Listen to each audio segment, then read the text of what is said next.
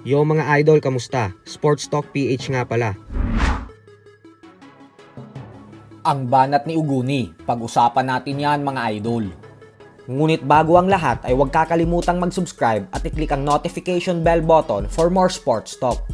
So matapos nga po ng official announcement kahapon na kasado na ang sagupaan sa pagitan ng ating pambato na si former Unified IBF and WBA Super Bantamweight Champion Marlon Tapales at Japanese former IBF World Champion Yukinori Uguni na siyang nakatakdang ganapin sa buwan ng Abril sa Tokyo, Japan, ay tila minaliit naman nga po ni Uguni ang dati niyang nakasagupa na si former 3 Division Champion Angas ng Pinas General Casimero, habang ipinakita niya naman ang paghanga niya sa tibay ni Marlon Tapales.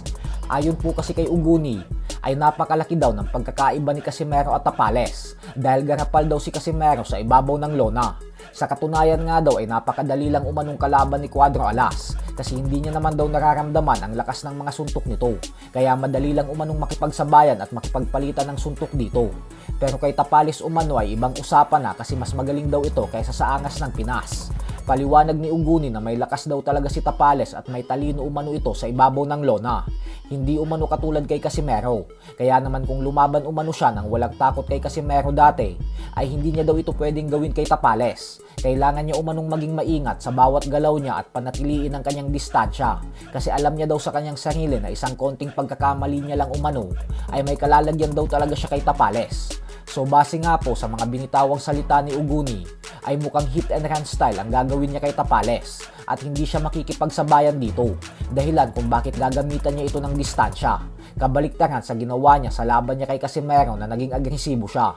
Habang si Tapales naman ay sinabing magiging maganda daw ang laban nila ni Uguni kasi matangkad umano ito at isang tunay na warrior. Bukod dyan ay siya din umano ang dadayo sa baluarte ni Uguni sa bansang Japan. Kaya kailangan niya daw talagang mag-ensayo ng mabuti upang masigurado na hindi siya masisilat at mapanatili niya ang kanyang mataas na posisyon sa Super Bantamweight World Rankings. Sa kabilang banda naman mga idol ay mukhang nakuha nga po ni Ryan Garcia ang hinahanap niya dahil sa dami ng naghahamon sa undefeated 4 Division Champion Shakur Stevenson ay siya po ang napili ni Stevenson para sa susunod nitong laban. Alam naman po kasi nating lahat na may paparating pang world title fight si Ryan Garcia sa susunod na linggo kontra sa WBC Welterweight Champion Mario Barrios.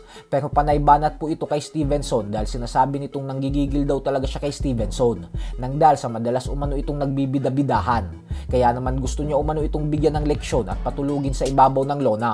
Nang sa ganun umano ay mahimasmasa na ito. At sa latest interview po kay Stevenson ay sinabi nito na si Ryan Garcia daw ang isusunod niyang laban. Tingnan umano natin kung kakasa talaga ito sa kanya at kayang panindigan ang mga binibitawan nitong salita patungkol sa kanya sa social media. Pag hindi daw pumasa si Garcia, ay alam nyo na umano ang ibig sabihin yan. At yan daw ay ang nagtatapang-tapangan lang daw si Garcia. Naniniwala naman ang karamihang fans na walang pag-asang manalo si Garcia kay Stevenson. At katulad umano ng sinapit ni Teofimo Lopez, ay magmumukha lang din daw itong bata pag si Stevenson na ang kalaban. So hanggang dito na lang po muna tayo mga idol.